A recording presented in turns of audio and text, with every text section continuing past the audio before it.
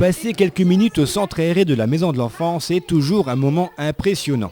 Bien sûr, il y a les mauvaises langues qui diront que l'on fait à chaque fois la même chose, et c'est vrai, on ne change pas les activités qui fonctionnent depuis de nombreuses années, comme ici avec la redoutable grand-mère pomme de terre. Grand-mère pomme de terre, aimez-vous les haricots verts? Là, ce sont des colis en perles que les enfants réalisent, et un petit peu plus loin sur la scène, on s'initie au hip-hop.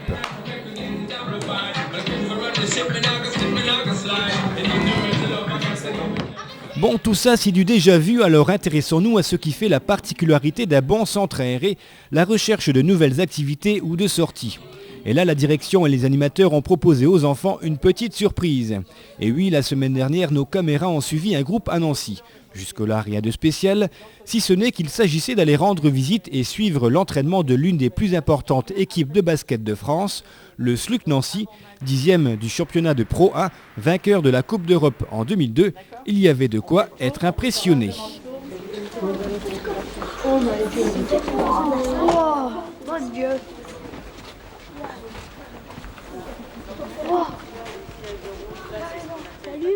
Impressionnant, et encore ce n'était que la salle. Alors lorsque les premiers joueurs sont rentrés sur le parquet, c'était le bouquet. Commençait alors la chasse aux autographes.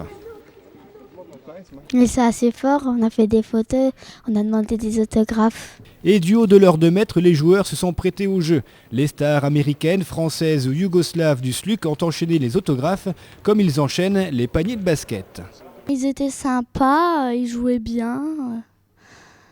Et puis ils nous ont bien accueillis. Autre temps fort de la journée, la visite des installations du SLUC. Un privilège rarement accordé aux personnes extérieures, mais que l'entraîneur Sylvain Lautier a souhaité effectuer pour les enfants de la maison de l'enfance. Alors, comme dirait Mokhtar, l'animateur à l'initiative du projet, il a assuré. Honnêtement, il a assuré avec nous, quoi. Il nous a montré les locaux, il nous a montré les jacuzzis, il nous a montré les salles où ils préparaient leurs matchs. C'était impressionnant, quoi. Franchement, c'était trop bien, quoi. Visite des vestiaires, du jacuzzi, de la salle d'échauffement, un petit coup d'œil dans la salle de relaxation avec le kiné. C'est sûr, chacun s'est aperçu des moyens nécessaires pour être au plus haut niveau.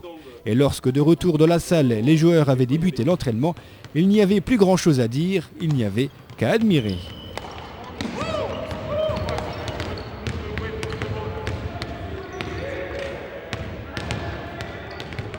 Qu'est-ce qui t'a le plus impressionné ? C'est le plus grand basketteur du SLUC, il fait 2,6 m, c'est Jojo. Si Samir a été impressionné par les 2,06 m de Jojo Garcia, cette visite aura peut-être donné des envies à certains jeunes de pratiquer le basket en club. Est-ce que ça t'a donné envie de faire du basket ? Oui. Donc bientôt on verra Mégane sur un terrain de basket ? Oui. Objectif réussi, et si on l'a dit, les enfants ont dans l'ensemble été ravis de cette visite, il y en a un qui a concrétisé son rêve d'enfant, et pourtant il n'était pas le plus jeune sur le parquet. Oui, moi aussi j'étais comme un enfant dans le stade, honnêtement c'était impressionnant, quoi. En plus j'aime le basket, c'est un sport que je pratique tout le temps, et c'était impressionnant, quoi. C'était génial, quoi. C'était comme un rêve d'enfant, quoi, en gros. Chacun se souviendra donc longtemps de cette journée au SLUC Nancy. Il y a ceux qui se souviendront plus particulièrement de cette partie de raquette originale, de ces planches restes du parquet où le SLUC a gagné la Coupe d'Europe, des bains bouillonnants du jacuzzi, de ces paniers sous le regard de Maxime Zavieni, de ces nombreux autographes, ou encore de cette photo souvenir avec l'ensemble des joueurs. Mais il y a encore un rêve à réaliser pour quelqu'un, et là ce n'est pas gagné. Bon, le plus gros rêve c'est bien entendu de jouer avec les joueurs, quoi. Mais bon, ça reste un rêve pour l'instant. Pourquoi pas un jour? En attendant, retour à la réalité, retour à la maison de l'enfance, avec ces nombreuses autres activités qui sont proposées aux 90 enfants fréquentant le centre aéré pendant ces vacances d'hiver.